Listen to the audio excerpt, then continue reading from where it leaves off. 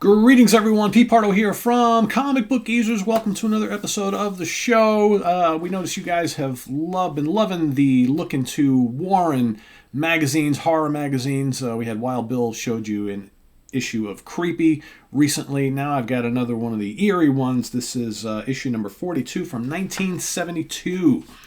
Look at that cover. What terror lurks deep inside the dreaded ogre's castle. Excellent, excellent stuff. Man, these covers and these magazines are just absolutely terrific. The Spooktacular special issue even tell the thing. So let's take a look here. This is what seems to be a kind of a thicker one. All right, so here, as always, they got usually a nice inside cover flap. The True Story of Eerie, How to Gain 40 Pounds of Ugly Fat in 6 Years. It's actually a pretty cool little story of how the Eerie magazine came out to be a companion to Creepy. So that's a pretty cool read here. And then we got the contents of what's inside. And let me read you the list of contributors here. So we got the editor and publisher, James Warren. Editorial director, J.R. Cochran. Art director W.B. Dubé, marketing director Flo Steinberg. The cover was done by Luis Dominguez. That's Luis Dominguez on the cover. Spectacular. Inside artist, Neil Adams. That's right, that Neil Adams. Dan Atkins. Johnny Craig. Okay, that Johnny Craig. Reed Crandall. Steve Ditko. Yes, that's Steve Ditko. Mr. Dubé is also, W.B. Dubé also on the inside. Victor Fuente. John Severin. That John Severin. Angela Torres and Al Williamson, and the writers, Johnny Craig, Mr. Dubé once again, Archie Goodwin, Roy Krinkle, and Doug Mensch, or Monch, I always call him Mensch. So let's take a look here. So the first story is called The Mummy Stalks. Yes, another mummy story. However, boys and girls, this one has a twist. So again, it's the same old type of story. You've got, the mummy in a museum, right? And all sorts of weird things will happen, right? So in the middle of the night, you got the night guards, the guardsmen, the security guys are, keeping track of what's going on. And of course, in the middle of the night, the mummy gets up, kills them, goes back into the coffin, and then they find the dead body the next morning. Scotland Yard is like, hey, how did he die? Nobody broke in, whatever. Oh, and by the way, this is art by Reed Crandall, story by Roy Krinkle and Archie Goodwin. So this spawns this whole plan that we have to, every night we got to be watching to see what's going on here. So, and again, they go a little backstory about how they brought the mummy, how they discovered the tomb and all that kind of stuff. And so night after night, they have one or more guards, new ones watching. And in the middle of the night, the same thing happens. The mummy awakens, at least that they show you that, right? So you see what happens, and they get maimed and disfigured and killed, and they keep saying, we've never seen anybody killed like this. The body's all cut up and broken and torn to shreds, and they don't understand it. So here the storyline continues. Well, we'll have extra security tonight. And so they have the head of Scotland Yard and one of the managers of the museum. And they're in the middle of the night, and then all of a sudden they're like, look, the sarcophagus. The reason why this is happening is because every night, during the full moon, the mummy was actually a werewolf. So that's the whole point of the story here, is that back in ancient times when this person was, buried alive as a mummy, this person was actually a werewolf. So now every night that the full moon arises, even though he's a mummy, he turns into a werewolf, kills the people, right? And then goes back into the coffin. So here, see, the inspector actually has a cane with a silver tip, thuds and kills the werewolf, and that's the end of the story. So I have to think this is probably the first time ever that we have seen a story, as I let Tala out, because Tala's never happy inside, outside. She always wants to be somewhere, but never. So this is probably the first time ever that I remember seeing a mummy story where the mummy was actually a werewolf. Very, very cool. So big props to that. Then you have next story called Blood Fruit, which is an interesting tale about a bunch of explorers. They go to this kind of secret island, and there they discovered this little berry fruit type of thing that supposedly can give you magic powers, right? sometimes, the whole story of be careful what you wish for. And so, of course, the head guy here in this operation is like, well, this is a berry. This is a fruit that's never been discovered. This will make me rich. We have to figure out a way to, I can make this my discovery so I get all the riches. And, of course, because he's so selfish that way and so greedy, he thinks, if we go back to civilization, the rest of the people that are on this expedition with me, they're going to want to take credit for this, discovering this fruit, and I can't have that, right? So he, of course, plots to get rid of them, and that doesn't always turn out the way that he thinks, and then he hears that there's potentially some treasure in this cave, right? So he goes, and basically what happens with this fruit is if you eat it and then you it's almost like it gives you a wish. So once he sees the one guy going into the water, he eats the fruit, and he's like, I will wish for something, and the guy dies, right? So now one by one these people start dying. So the head guy is like, the plan is working here. So what does he do? He kills off a couple of them. Another two, they leave the cave. They're like, we got to get out of here. This guy's nuts. We've got to come to his senses. So he goes into the water, into the cave, thinking, let's go look at all the riches, because he saw the one dead guy. His arm came up and he had these what looked like gemstones attached to his arm. He pulls it up and he actually looks at what they are, and it's all junk. They're all like cheap trinkets. And then as he's sitting there, a giant monster surfaces from under the water in the cave, kills him, and that's the end of the story. So again, careful. This is a whole careful what you wish for type of thing, and don't let greed overtake you, right? Because you never know what lurks in the bottom of the water in the cave. Speaking of lurking, It That Lurks. Here we got art by Dan Atkins, story by Archie Goodwin. And here's, again, another story of explorers out somewhere, okay, and they come across a giant dinosaur. Of course, wow, the find of the century, right? So, once again, the one guy is very greedy. Now, Luca wants to go. All right. The dogs just don't want to stay in here with me today. So one of the two is kind of afraid and like, oh my God, we shouldn't be messing with a giant creature like that. The other guy's like, we got tranquilizers, we'll take care of this. So they go, it's kind of like a brontosaurus, shoots him with the tranquilizer. And of course the dinosaur goes and sinks to the bottom of the pool or the lake or whatever the hell that is. The one guy goes in after him and then sinks down below, and then the guy that's left sees like a very beautiful, sexy woman in the water and calling to him, and he's like, oh my, what's going on here? And then he goes and he sinks into the water as well, and apparently figures out, and I'll read you the end of it. He goes, it is not the monster that claims Saranac his Serenas, but the pool that waits patiently, cunningly, producing whatever is most effective for its prey to see. The strongest desire always winning out, dragging its victim in, even as this dark, slimy murk now clutches me. So basically the water has these powers that will make the person looking into the water see whatever it is they desire. So his partner really wanted to find some like exotic animal, undiscovered beast, saw the dinosaur, went chasing after the dinosaur, sank into the water. Now he really desires a woman. He sees a woman in the water. He goes after her. He sinks. And again, so it's again, careful what you wish for, right? A lot of these stories are like that.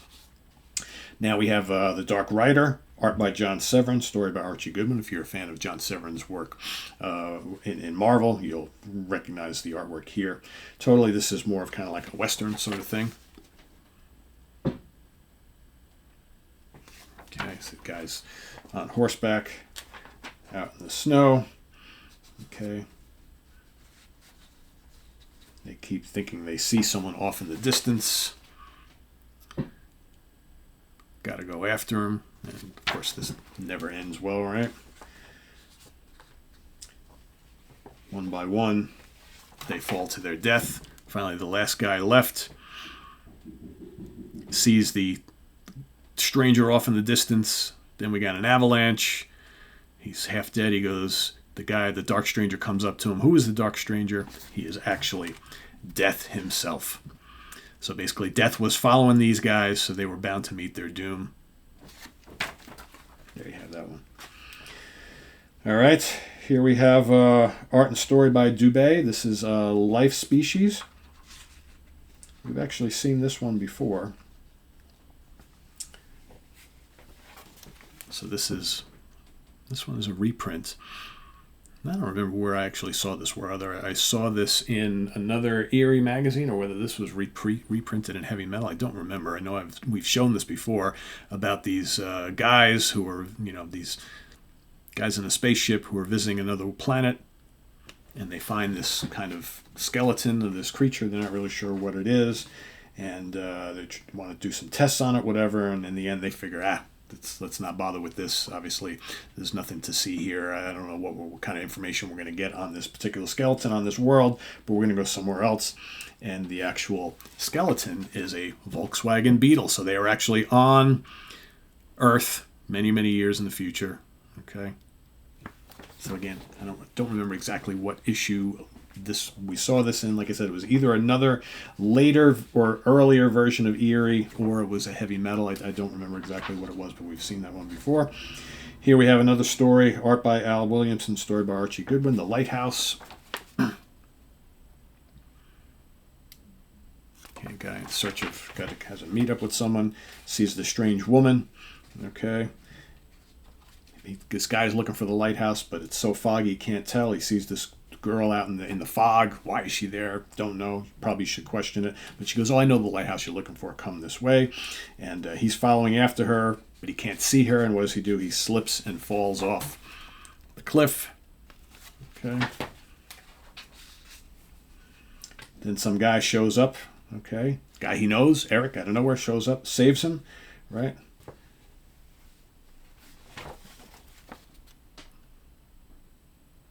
They head off to the lighthouse.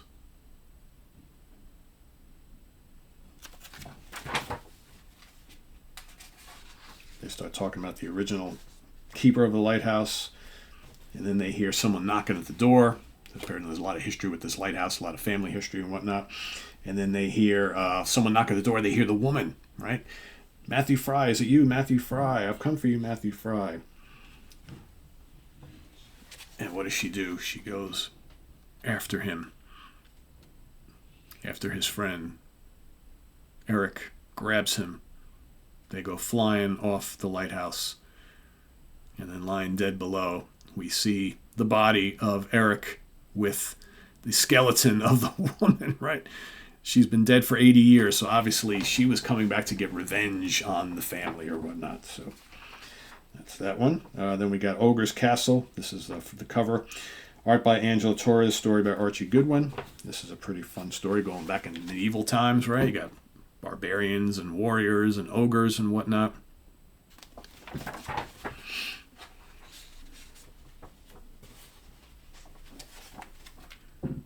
Great artwork on this one.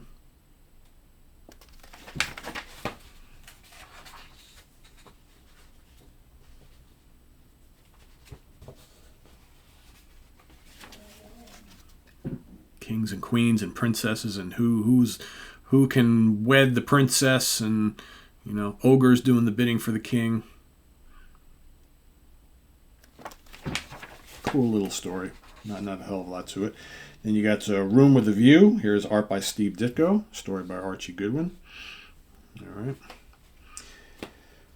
It was like 101 other small town hotels Dexter had stayed in. Bad lighting, seedy furnishing, ordinary and dull. He needs a room for the night. We're full up. Don't give me that. Look at your board. There's one room left. No, you can't. I never rent that one. It's the one room. Right? It's kind of like the 13th room, right? So the guy who owns the inn, he's like, I don't want to rent you this one. Or the guy who's working there, the traveler's like, I need that room. You're going to sell it to me. It's like, okay, whatever. So here it goes into the room. It's pretty sparse. The guy's like, all right, well, it's not the cleanest, but it'll do. And he starts getting ready for bed, looking into the mirror. What does he see? Like a vampire. He goes, whoa, scared the crap out of this. Total great Steve Ditko stuff here. So he looks, I must be imagining things. Looks back in the mirror. He sees all these other vampires looking through the mirror. He's freaking out. Okay. Calls the front desk. Anything wrong? Got to get a hold of myself. I'll sound like a fool. No, I just wanted to leave a call. I wanted to leave a call for me at 8, just to give me a wake-up call. So he's already freaking out about what's going on in the room. Goes to bed. Starts freaking out, constantly looking up what's happening. And then he looks into the mirror again. And there they all are. A horde of vampires and evilness waiting to jump out. He's going out of his mind. And then he obviously never answers the call the next morning. Innkeeper goes up, opens the door. There he is, lying dead on the bed. Is he dead from fright? Is he nuts? Was he attacked by the vampires? Who knows, but he is dead. All right, then we got art by Neil Adams and story by Archie Goodwin, Voodoo Drum. It's kind of like an old school kind of voodoo, like zombie tale. Interesting to see this kind of like largely unfinished art by Neil Adams, right? This kind of cool stuff here. Don't know how often we've seen art by Neil Adams like this. This again is old school zombie stuff, so think like White Zombie, the film, Bela Lugosi film, and all sorts of voodoo things going on. This is a pretty neat story. And all throughout you hear the boom, boom, boom, boom, boom, boom, the beat of the drums, right? Because this is like taking place like in, I think it's like in Africa, if I'm not mistaken. And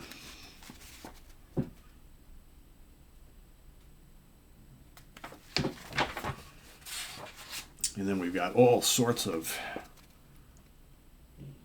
monster kits, LP albums, records, giant posters and things. Movie masks. These ads are terrific. God, if when I was a kid, if I bought these when I was, because I didn't. I was buying Famous Monsters from Filmland, which very similar, but not so much comics. That was more like articles and things like that. But yeah, if I was buying these, I would, when I was a kid, I'd be like, Mom, Dad, my birthday's coming up. Halloween's coming up. Christmas is coming up. I want everything out of this magazine. 8mm Super 8 films. Hobby and model kits. I had so many of those Aurora model kits. Awesome stuff. Fan club, back issues. Heroes, Monsters, and Spacemen. You can join the Eerie fan club. Paperback books. Gotta love the old horror books. And then last but not least, I Am Dead, Egypt Dead, art by Victor Fuentes, story by Doug Mensch. This is another sort of mummy story. Not sort of, it is. So you get 2 mummy stories here for the price of 1.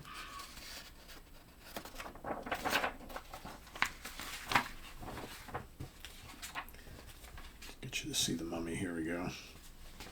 Mummy waking up and crawling out of the tomb. Gotta love that. Guy dies of fright. Of course he does. Can you imagine you walk up in the middle of the night, there's a mummy walking over you. And then some subscribe information, and then this is a special issue, Conjure Up Unearthly Delights, in the special issue Eerie. Very cool back cover, full color, right? Kind of neat. So yeah, seems to me like this was a thicker issue, so I guess special issue, I don't know what was so special, but October 1972, issue number 42 of Eerie, classic cover, some really fun stories in here, spooktacular special issue. Again, what was really so special about it, I don't really know. Do we even have a letters page in this one? I don't remember seeing a letters page. That's probably why. So maybe this was like an anniversary edition or something like that. Probably. So maybe some of these stories appeared elsewhere. So maybe that's what this was all about.